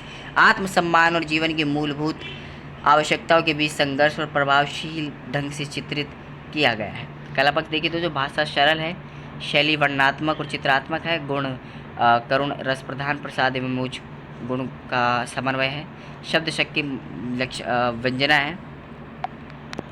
अलंकार देखें तो उपमा, अनुप्रास, चित्रात्मकता, अलंकार हमें देखने को मिलती है। तो दोस्तों, आपने यहाँ समझा सूर्यकांत त्रिपाठी निराला द्वारा रचित भिक्षु कविता को। अब अगले जो हमारे कवित्री आती हैं वह है सुमित्रा नंदन पंत, जो छठी कवित्री है इस कड़ी में। यदि बात की जाए इनकी, तो इनकी जो कविता है यह बहुत ही महत्वपूर्ण है। द्रुत झरो जगत की चीर्ण पत्र। हम इसके प्रश्नोत्तरी पर यदि चर्चा करें तो कविता का विस्तृत वर्णन यह प्रथम प्रश्न हमें कहता है। चलिए देखते दोस्तों इसके उत्तर को। सुमित्रा नंदन पंत की कविता द्रुत झरो जगत के जीर्ण पत्र एक प्रेरणात्मक, क्रांतिकारी और नव चेतना से भरपूर रचना है, जो नवजीवन, नवयुग और नव संस्कार की वाणी है। पंत जी इस कविता के माध्यम से जड़, शिथिल, थकी हुई और रूढ़ियों से जकड़ी हुई सभ्यता को झकझोरते हैं और नए युग की ओर बढ़ने का आह्वान करते हैं। कविता की शुरुआत कवि की तीव्र पुकार से होती है, धुर्त झरो जगत के जीर्ण पत्र, जिसका अर्थ है कि पुरातन, जड़, निष्प्राण, थकी हुई और मृत हो चुकी मानसिकता को झटक कर फेंक दो। कवि ने वर्तमान युग को शुष्क, शीर्ण, हिम, ताप, पीत, मधुवात, भीत कहकर उसका विवरण और भयभीत स्वरूप प्रस्तुत किया है। यह युग केवल भोगवाद, ठहराव और गतिहीनता का प्रतीक बन गया है। इसके विपरीत पंत नवजागरण की कल्पना करते हैं, जिसमें यौवन, प्रेम, उल्लास, सृजन और हरियाली हो। वह कहते हैं कि कंकाल जाल जग में फैले, लेकिन फिर भी नवल रूप, लाली और हरियाली की सृष्टि हो सकती है। यह प्रतीकात्मक कल्पना बताती है कि मरघट जैसे समाज में भी नवजीवन फूटा जा सकता है, यदि व्यक्ति की चेतना, विचार और भावना में परिवर्तन लाया जाए। अंत में कवि कहते हैं कि जग कर जन का पिक मतवाली, निज अमर प्रणव स्वर मदिरा से भर दे फिर नवयुग की प्याली। यानी कवित्री चाहती है कि व्यक्ति अपनी भीतर की अमर चेतना से संसार को नवयुग का प्याला सौंपे, जिसमें चेतना, क्रांति और नवजीवन का मादक रस हो। यह कविता केवल साहित्यिक रचना नहीं, एक युग संदेश है, जिसमें मृत सभ्यता को जगा कर उसे नव सर्जना की ओर अग्रसर करना है। दोस्तों, आपने देखा धुर्तो जरो जगत कि इस कविता की प्रश्न पर। अब इसकी सप्रसंग व्याख्या पर यदि चर्चा करें तो वह कुछ इस प्रकार होगी। तो दोस्तों अब इसकी सप्रसंग व्याख्या पर नज़र दौड़ाए तो वह कुछ इस प्रकार होगी कि द्रुत जरो जगत के जीर्ण पत्र है, सशस्त्र ध्वस्त है शुष्क शीर्ण, हिमताप पीत मधुवात भीत, तुम वीत राग जड़ पुरातन। अब यदि इसके संदर्भ पर चर्चा करें तो संदर्भ, यह पंक्ति छायावाद के प्रमुख कवि सुमित्र नंदन पंत, कवि सुमित्र पंत के प्रसिद्ध कविता द्रुत चरो जगत के जीर्ण पत्र से ली गई है। इस कविता में कवि जागरण को चेतना का उद्घोष करते हैं। कवि इस अंश में समाज और युग की जड़ता, निष्क्रियता और पुरातन विचारधाराओं की आलोचना कर रहे हैं। वह इसे त्याग कर इसे नए युग, नए उत्साह और सृजनशीलता की ओर बढ़ने का आह्वान करते हैं। व्याख्या देखते हैं दोस्तों। कवि कहते हैं कि संसार की पुरानी, बासी और मृत हो चुकी परंपराओं को शीघ्र छोड़ दो। ये परंपराएं अब न उत्साह देती है, ना ही जीवन, बल्कि शुष्क, थकी हुई और निष्क्रिय हो चुकी है। ये हिमताप पीत है, अर्थात इन पर या तो जमी हुई जड़ना है या झुलसाता ताप है, और मधुवात भीत, अर्थात यह युग मधुर वायु से भी डरने लगा है। समाज में वीतरागता, जड़ता और पुरातनता भर चुकी है। कवि ऐसी चेतना को जागृत करना चाहते हैं जो इस निष्क्रियता को तोड़ सके और समाज को नवोन्मेष की ओर ले जाए। यह कविता एक क्रांतिकारी पुकार है जो पुराने को तोड़कर नए युग का निर्माण करना चाहती है। देखते दोस्तों इसकी विशेषता पर। भाव पक्ष, नवचेतना, नवजागरण और क्रांति का भाव, पुरातनता और जड़ता का विरोध, मनुष्य के भीतर सृजन की क्षमता को जागृत करने की प्रेरणा। कला पक्ष में भाषा संस्कृतनिष्ठ है, ओजपूर्ण है, शैली आह्वानात्मक और प्रेरणात्मक, अलंकार अनुप्रास जैसे हिमताप पीत, यमक, रूपक और शब्द शक्ति है, मुख्यतः व्यंजना। तो दोस्तों आपने यहाँ समझा सुमित्रानंदन पंत की कविता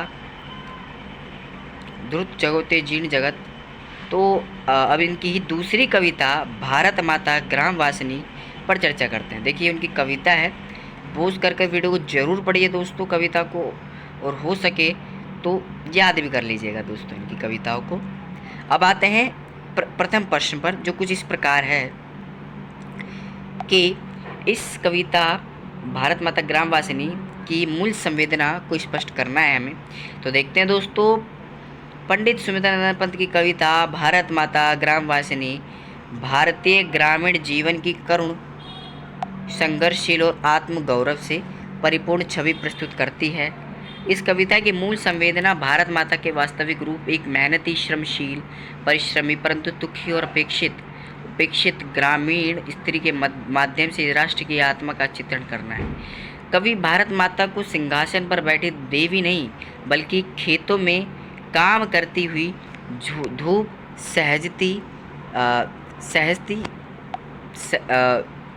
धूप से जूझती हुई गांव की एक स्त्री का रूप देते हैं। तो दोस्तों आपने यहाँ समझा, यह कविता उस समय की पृष्ठभूमि में रची गई है जब भारत अंग्रेजों की दास्ता झेल रहा था। क्या झेल रहा था? दास्ता झेल रहा था और स्वतंत्रता के लिए संघर्षरत था। कवि ग्रामीण भारत की उपेक्षा और पीड़ा को उजागर करता है। वह कहता है कि भारत माता राजमहलों में नहीं बल्कि गांव की मिट्टी में बसती है। वह उन किसानों की माँ है जो अपनी मेहनत से अन्न उगाते हैं और देश को पेट भर देते हैं, दाना देते हैं। कवि की संवेदना ग्रामीण भारत की दयनीय दशा को देखकर द्रवित हो उठती है। वह कहता है कि भारत माता का आंचल धूल दूषित हो गया है। गंगा यमुना जैसे पवित्र नदियों में आंसुओं का जल बह रहा है। वह भारत की संस्कृति, आत्मबल, ज्ञान और साधना की महान परंपरा की याद दिलाकर पाठकों को झकझोरता है कि इस गरिमा को फिर से स्थापित करना हमारा प्रमुख कर्तव्य है। कविता की मूल संवेदना यह भी है कि सच्चा भारत गाँव में बसता है। यदि भारत को जागृत और शक्तिशाली बनाना है तो ग्रामीण जीवन को सशक्त बनाना होगा। कविता भारतीयता की सच्ची भावना, राष्ट्रीय चेतना और ग्रामीणों की संघर्षमयी जीवन यात्रा का प्रतिनिधित्व करती है। यह कविता केवल एक करुण दृश्य नहीं बल्कि एक प्रेरणा है, पाठकों को झकझोरने और उन्हें सोचने पर मजबूर करने वाली रचना है कि राष्ट्र निर्माण में ग्राम्य अर्थात गांव की संस्कृति की अनदेखी नहीं की जा सकती। तो दोस्तों, आपने यहाँ इसके प्रश्न को समझने का प्रयास किया। अब हम समझते हैं प्रमुख तौर पर इसकी सप्रसंग व्याख्या को। तो दोस्तों, अब समझते हैं इसकी सप्रसंग व्याख्या को। तो कुछ इस प्रकार है पंक्ति। भारत माता ग्राम वासिनी, खेतों में फैला है श्यामल, धूल भरा मेला सा आंचल, गंगा यमुना में आंसू जल, मिट्टी की प्रतिमा उदासीन। देखते हैं इसके संदर्भ, प्रसंग, व्याख्या और विशेष को। संदर्भ, यह पंक्तियाँ पंडित सुमित्रा नंदन पंत की कविता भारत माता ग्राम वासिनी से ली गई है। इसमें कवि भारत माता की स्थिति का चित्रण करता है। प्रसंग, भारत को प्रायः देवी रूप में चित्रित किया गया है, किंतु पंत जी ने इसे गांव की मिट्टी में बसती हुई ग्रामीण महिला के रूप में प्रस्तुत किया है। ये पंक्तियाँ भारतीय ग्राम्य जीवन की पीड़ा और उपेक्षा को दर्शाती है। व्याख्या, कवि कहते हैं कि भारत माता राजमहलों में नहीं बल्कि गांव में निवास करती है। उसका आंचल धूल से भरा हुआ है, उसकी गरीबी और कष्ट का प्रतीक है, जो उसकी गरीबी और कष्ट का प्रतीक है। गंगा यमुना में आंसू बह रहे हैं, जो राष्ट्र की व्यथा को दर्शाते हैं।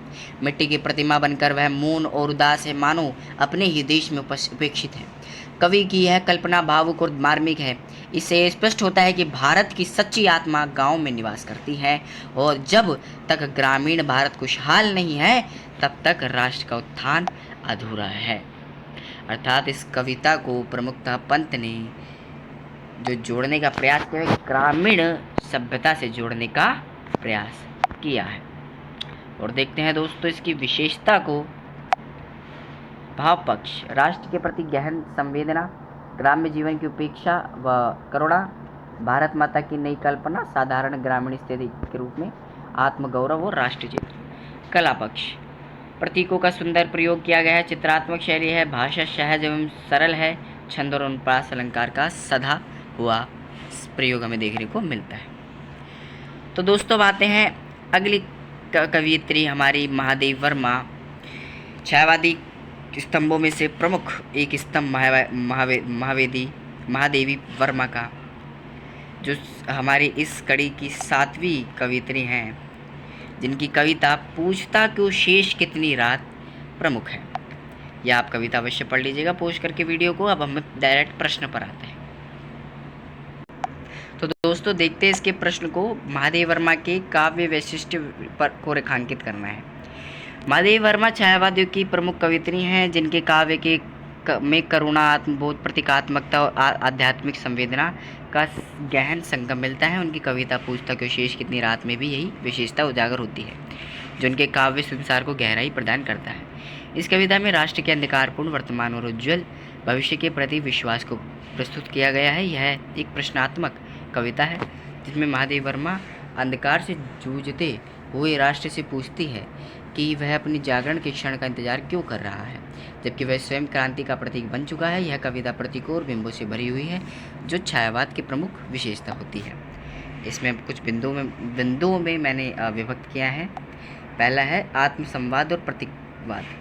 कविता में कवित्री ने अंधकार अर्थात रात को प्रतीक बनाकर सामाजिक, राजनीतिक और सांस्कृतिक अवसाद को व्यक्त किया है। खरद्योत, अनमोल तारे, विद्युत शिखा, स्वर्ण अक्षत, नील कुमकुम जैसे प्रतीक गहरे अर्थों को उद्घाटित करते हैं। दूसरा बिंदु, रहस्य और आध्यात्मिकता देखने को मिलती है। महादेवी वर्मा की काव्य धारा में रहस्यवाद की झलक दिखाई देती है। उनके लिए प्रकाश और अधिकार केवल भौतिक नहीं, आत्मिक प्रकृति हैं। इस कविता में भी रात केवल समय की इकाई नहीं बल्कि अज्ञान, जड़ता और परतंत्रता का प्रतीक है। क्रांति चेतना, तीसरा बिंदु, महादेवी वर्मा अपने समय की सामाजिक राजनीतिक परिस्थितियों को गंभीरता से समझती थी। यहाँ वह राष्ट्र से कहती हैं कि वह अपने पूर्व गौरव को पहचान कर जागरण का प्रण ले। कविता प्रेरणादायक और जागरूकतामूलक बन जाती है। चौथा पॉइंट, नारी चेतना का स्वर। महादेव वर्मा का संपूर्ण साहित्य नारी की भावनात्मक गहराई और आत्मसत्ता का अद्वितीय प्रस्तुतिकरण है।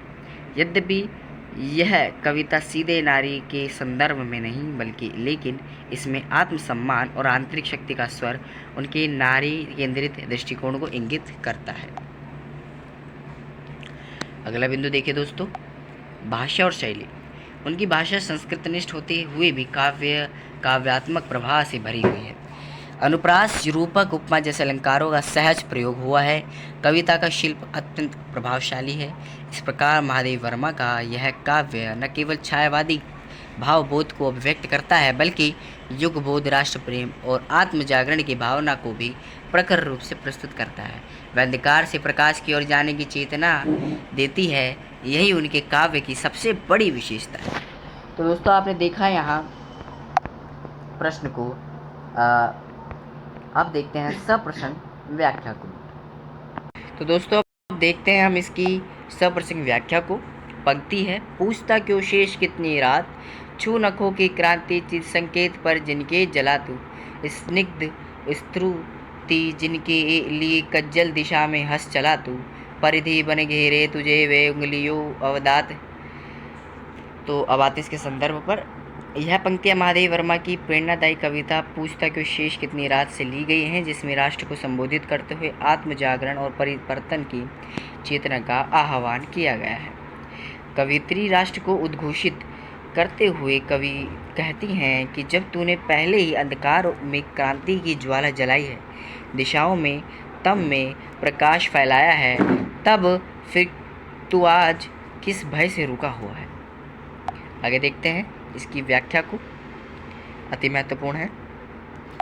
इन पंक्तियों में कवित्री कहते हैं कि तू अर्थात राष्ट्र या जागृत आत्मा वो शक्ति है जिसने नखों अर्थात नाखून तक की क्रांति की चिंगारी जलाई।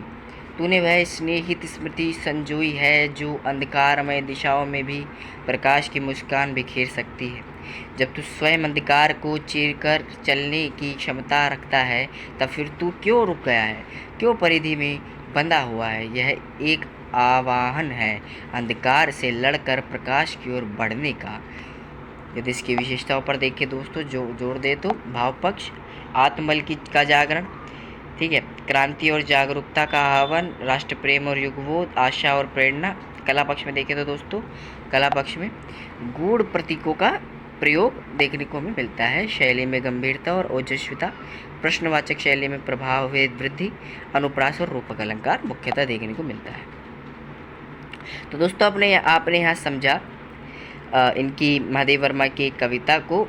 अब हम समझते हैं कि दूसरी कविता बीन भी हूँ मैं तुम्हारी रागिनी भी हूँ। तो ये उनकी कविता है, इनको अवश्य पोज कर वीडियो को पढ़ लीजिएगा। अब आते हैं डायरेक्ट इसके प्रश्न पर। इसका प्रतिपाद्य स्पष्ट करना है दोस्तों कविता का। बीन भी हूँ मैं तुम्हारी रागिनी भी हूँ। कविता बीन भी हूँ मैं तुम्हारी रागिनी भी हूँ महादेव वर्मा की गहन आत्म अनुभूति और नारी चेतना की प्रतीकात्मक अभिव्यक्ति है।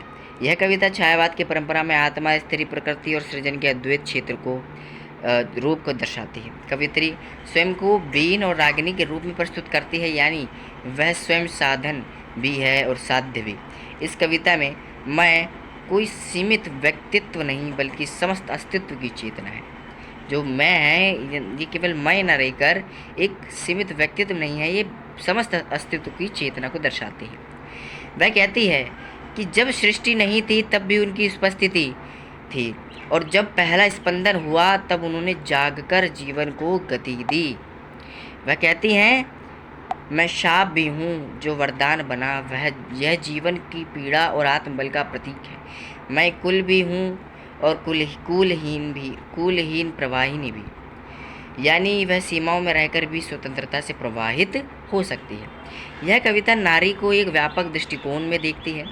वह दीपक है जो अपने प्राण से जलता है, वह फूल है जो हृदय में छिपा है, वह छाया है जो तन से दूर होकर भी साथ चलती है, वह शून्य है जो क्षणों की सीमा में भी अनंत है।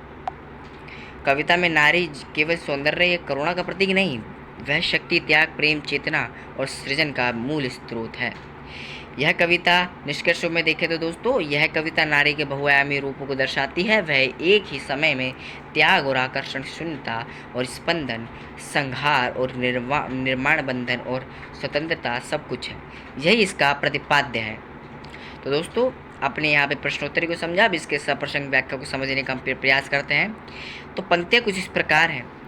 बेन भी हूँ मैं तुम्हारी रागिनी भी हूँ, नींद थी मेरी अचल निस्पंद कण कण में, प्रथम जागृति थी जगत के प्रथम स्पंदन में, प्रलय में मेरा पता पद चिन्ह जीवन में, शाप हूँ जो बन गया वरदान बंधन में, कूल भी हूँ कुलहीन प्रवाहिनी भी हूँ, बेन भी हूँ मैं तुम्हारी रागिनी भी हूँ।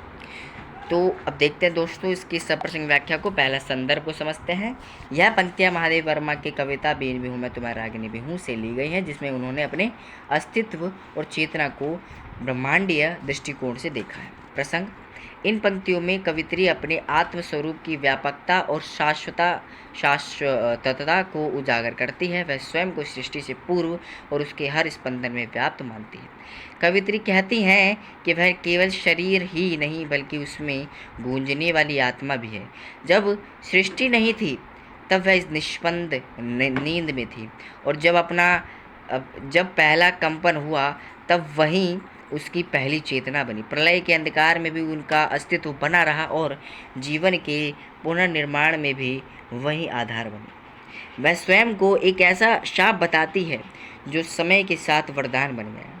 उनका व्यक्तित्व सीमित भी है और असीम भी। यही स्त्री के आत्मबल, सहनशीलता और व्यापकता का प्रतीक भी है। देखते दोस्तों इसके विशेष को। तो भाव पक्ष में आत्मा और शरीर के अद्वैत का बोध, स्त्री की शाश्वतता और चेतना का सृजन शक्ति, नारी के शापित जीवन का वरदान में रूपांतरण, सीमाओं में भी असीम स्वतंत्रता का अनुभव। कला पक्ष में क्या देखने को मिलता है हमें दोस्तों? प्रतीक चिन्हों का प्रयोग मिला है, संगीतात्मकता है, ध्वन्यात्मकता है, मुख्यतः रहस्यवाद है आदि कला पक्ष देखने को मिलते हैं। तो दोस्तों अब इसी कड़ी में हमें देखने को मिलते हैं 8वीं कवियत्री सुभद्रा कुमारी चौहान। आप इनको जानते ही होंगे, सुभद्रा कुमारी चौहान, जिन्होंने झांसी की रानी जैसी कविता को लिखा। वह खूब लड़ी मर्दानी थी, वह तो झांसी वाली रानी थी। जैसी ओजस्वीपूर्ण कविता के लिए मशहूर कवित्री सुभद्रा कुमारी चौहान की कविता वीरों का कैसा हो वसंत हम अब पढ़ेंगे। तो दोस्तों वीरों का कैसा हो वसंत इसमें प्रमुखता ही कविता है, इसको अवश्य पूछ कर पढ़िएगा। हम इसके डायरेक्ट प्रश्न पर आते हैं। तो प्रश्न कुछ इस प्रकार है कि कविता का मूल सार स्पष्ट करना है हमें। कविता है वीरों का कैसा हो वसंत, कवियत्री है सुभद्रा कुमारी चौहान। सुभद्रा कुमारी चौहान की यह कविता देशभक्ति से ओतप्रोत एक प्रेरणादायक रचना है, जिसमें वसंत ऋतु के आगमन के समय राष्ट्र के वीरों से यह प्रश्न किया गया है कि वीरों का कैसा हो वसंत। कवित्री पारंपरिक सौंदर्य के वसंत की तुलना उस वसंत से करती है जिसकी आवश्यकता वीरों के देश में होती है, जहाँ प्रेम, श्रृंगार या मधुर मिलन के स्थान पर बलिदान, शौर्य और त्याग की भावना प्रधान होती है। कविता में वसंत का आगमन, हिमालय की पुकार, समुद्र की गरज, दिशाओं की प्रश्नवाचकता और प्रकृति के उल्लास से बताया गया है। परंतु वीरों का देश केवल प्रकृति की शोभा से नहीं बल्कि शौर्य और युद्ध की चेतना से वसंत का स्वागत करता है। आगे देखते हैं दोस्तों। सरसों के फूल, कोयल की तान, मधु और श्रृंगार के वर्णन के बीच कवित्री बार बार प्रश्न करती है, यह सब तो ठीक है, लेकिन वीरों का कैसा हो वसंत? क्या प्रेम की गलबाहे हो या शस्त्र? क्या ये रस विलास हो या दलितों का त्राण? वह अतीत के यशस्वी युद्ध क्षेत्रों को पुकारती है, जैसे कुरुक्षेत्र, हल्दी घाटी और सिंहगढ़, और उन्हें प्रेरणा स्वरूप स्मरण करने की बात करती है। उनका संदेश है कि वीरों का वसंत ऐसा हो जिसमें राष्ट्र के लिए कुछ कर गुजरने की भावना हो। कवित्री इस कविता के माध्यम से कहना चाहती है कि जब देश में संकट हो तब केवल सौंदर्य और प्रेम के गीत गाना व्यर्थ है। उस समय वीरों का वसंत रणभूमि में ही खिलता है। सरसों की पीली चादर और कोयल की तान तभी शोभायमान होती है जब वीर अपने शौर्य से राष्ट्र की रक्षा करते हैं। देखिए दोस्तों, इसके निष्कर्ष को देखते हैं। यह कविता वसंत के पारंपरिक रूप की अपेक्षा वीरता, साहस, देशभक्ति को केंद्र में रखती है। यह राष्ट्र प्रेम से प्रेरित युवाओं को जागृत करने वाली रचना है जो पूछती है, जब देश को वीर चाहिए तब कैसा हो। तो दोस्तों, आपने इसके प्रश्नोत्तरी को समझा। अब इसके सप्रसंग व्याख्या पर चर्चा करते हैं। आ रही हिमालय से पुकार है, उदरी गरजता बार बार, प्राची पश्चिम भू नभ अपार। सब पूछ रहे हैं दिग दिगंत वीरों का कैसा हो वसंत। फूली सरसों ने दिया रंग, मधु लेकर आ पहुँचा अनंग। वधु वसुधा पुलकित अंग अंग है, वीर देश में किंतु कंत वीरों का कैसा हो वसंत। देखते हैं इसके सप्रसंग व्याख्या में संदर्भ, प्रसंग व्याख्या और विशेष को। यह पंक्ति सुभद्रा कुमारी चौहान की प्रसिद्ध देशभक्ति कविता वीरों का कैसा हो वसंत से ली गई यह कविता है। यह कविता भारत के स्वतंत्रता संग्राम की पृष्ठभूमि में लिखी गई है। प्रसंग, इन पंक्तियों में कवित्री ने वसंत ऋतु के सौंदर्य को प्रस्तुत करते हुए वीरों से यह प्रश्न किया है कि जब राष्ट्र संकट में हो तो वसंत का स्वरूप कैसा होना चाहिए। व्याख्या, हिमालय पर्वत जैसे देश के प्रहर से पुकार आ रही है। समुद्र बार बार गरज रहा है। पूर्व और पश्चिम दिशा, आकाश और धरती सभी जैसे पूछ रहे हैं कि इस समय वीरों का कैसा हो वसंत। प्रकृति जो तो सज रही है, सरसों फूल चुकी है, मधु अर्थात कामदेव आ चुका है, धरती दुल्हन की तरह पुलकित हो रही है। लेकिन यह एक वीरों का देश है। यहाँ का वसंत कोई साधारण ऋतु नहीं, यह त्याग, बलिदान और रण का प्रतीक होना चाहिए। कवित्री कहती है कि सौंदर्य का यह वसंत वीरों को किस रूप में प्रेरित करता है, यही प्रश्न आज सबसे बड़ा है। देखते दोस्तों इसके भाव पक्ष एवं कला पक्ष को। राष्ट्र के प्रति वीरों की जिम्मेदारी का आह्वान है। प्रकृति की शोभा से अधिक वीरता की आवश्यकता है। अतीत के गौरव को उठाया गया है। वसंत को श्रृंगार से नहीं, शौर्य से परिभाषित किया गया है। कला पक्ष में छंद है, देखने को मिलता है। छंदबद्ध कविता है, अलंकार है, प्रतीक है, भाषा सरल एवं सरल है, ओजपूर्ण गुण है। तो दोस्तों, आपने यहाँ पे समझा इनकी कविता वीरों का कैसा हो वसंत। अब देखते हैं ठुकरा दो या प्यार करो कविता, जो इनकी दूसरी कविता है। ये उनकी कविता है। देखिए दोस्तों, पोज करके अवश्य पढ़िएगा, बहुत बढ़िया कविता है। मैं इनकी एक दो पंक्तियाँ पढ़ देता हूँ। ठुकरा दो या प्यार करो। देव तुम्हारे कई उपासक कई ढंग से आते हैं, सेवा में बहुमूल्य भेंट वे कई रंग रंग के लाते हैं।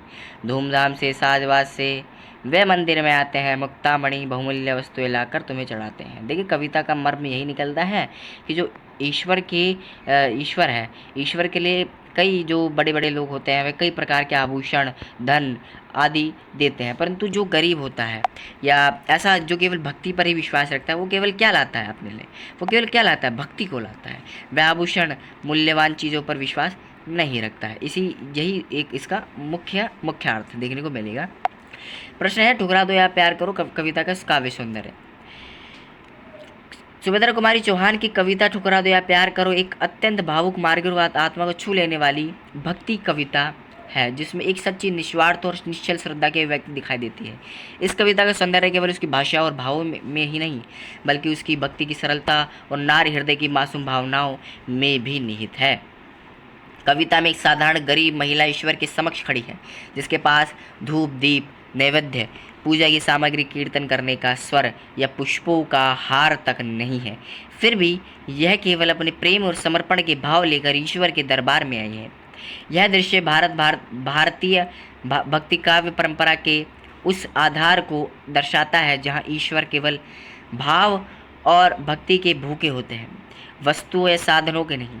कवित्री कहती हैं कि मंदिरों में तो लोग बहुमूल्य उपहार, आभूषण और समृद्ध समाज साज सज्जा लेकर आते हैं, परंतु वह खाली हाथ है। फिर भी उसमें साहस है, क्योंकि उसके पास एक ऐसा धन है जो सबसे मूल्यवान है, उसका निर्मल हृदय और निश्चल प्रेम। वह न दान जानती है, न विधि विधान, परंतु वह ईश्वर को अपना हृदय अर्पित करने आई है। यही उसकी सबसे बड़ी पूजा है। कविता का सौंदर्य उसकी विनम्रता, आत्मविसर्जन और संपूर्ण समर्पण भाव में निहित है। यह मानव और ईश्वर के रिश्ते को सामान्य, सजीव, अत्यंत आत्मीय बनाता है। यह कविता बताती है कि सच्चा प्रेम, सच्ची आस्था किसी चकाचौंध या औपचारिकता की मोहताज नहीं होती, वह तो बस मन से निकले भाव की गूंज होती है। निष्कर्ष के रूप में देख सकते हैं दोस्तों, कविता का काव्य सौंदर्य इसकी सहजता, करुणा, सादगी और पूर्ण समर्पण में निहित है। यह भावुकता से भरी ऐसी भक्ति कविता है जो पाठक को भीतर तक छू जाती है और ये समझा देती है कि सच्चा प्रेम भेंटों से नहीं, भावों से नापा जाता है। तो दोस्तों, आपने यहाँ पे इसके प्रश्न को समझा। अब इसकी सप्रश्न व्याख्या पे एक बार चर्चा कर लेते हैं। तो दोस्तों, देखते हैं अब इस कविता की सप्रसंग व्याख्या को अच्छे से समझने का प्रयास करेंगे। पंक्ति है, देव तुम्हारे कई उपासक कई ढंग से आते हैं, सेवा में बहुमूल्य भेंट वह कई रंग की लाते हैं, धूमधाम से साजवाज से वे मंदिर में आते हैं, मुक्तामणि बहुमूल्य वस्तुएं लाकर तुम्हें चढ़ाते हैं। मैं ही हूँ गरीबनी ऐसी जो कुछ साथ नहीं लाई, फिर भी साहस कर मंदिर में पूजा करने चली आई। देखिए संदर्भ को। यह पंक्ति सुभद्रा कुमारी चौहान की अत्यंत संवेदनशील कविता ठुकरा दो या प्यार करो से ली गई है।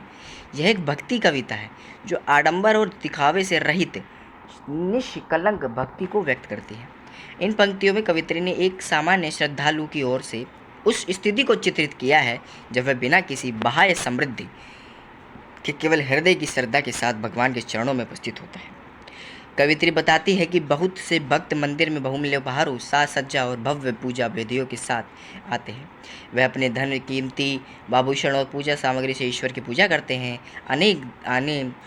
उनके आने में धूमधाम होती है, विधि विधान होता है, लेकिन वह स्वयं एक गरीब नारी है जिसके पास ऐसा कोई साधन नहीं। वह न तो पूजा की विधियाँ जानती है और न ही कुछ भेंट लाई है, फिर भी साहस करके भगवान के सामने अपनी श्रद्धा भाव के साथ उपस्थित हुई है। यह भावनात्मक आत्म समर्पण और ईश्वर पर अटूट विश्वास का प्रतीक चिन्ह है। भाव पक्ष को देखते हैं दोस्तों। भाव पक्ष में निष्कपट है, सच्चे प्रेम को दर्शाया गया है, सामाजिक विषमता है, आत्मसमर्पण की भावना है। कला पक्ष को देखते हैं दोस्तों। भाषा सरल एवं सहज है, छंद मुक्त छंद है, अलंकार अनुप्रास विरोधाभास रूपक, प्रतीक चिन्ह का प्रयोग है, शैली आत्मकथात्मक है आदि। तो देख सकते हैं दोस्तों, हमने अंतिम कविता पढ़ी है जो है आपकी कविता प्रमुखतः ठुकरा दो या प्यार करो। अब ये अंतिम कविता थी दोस्तों। अगर आप वीडियो के अंत तक बने रहे हैं तो आपका हार्दिक धन्यवाद। और ऐसे ही चैनल पर वीडियो देखने के लिए चैनल को लाइक सब्सक्राइब जरूर कीजिए, और वीडियो अच्छी लगे तो लाइक तो ज़रूर कीजिएगा दोस्तों। और ऐसे ही वीडियो के लिए चैनल को सब्सक्राइब और बेल आइकन को ज़रूर प्रेस करें। आप सभी का हार्दिक धन्यवाद। और जो PDF है एंड में आपको डिस्क्रिप्शन में मिल जाएगी। धन्यवाद।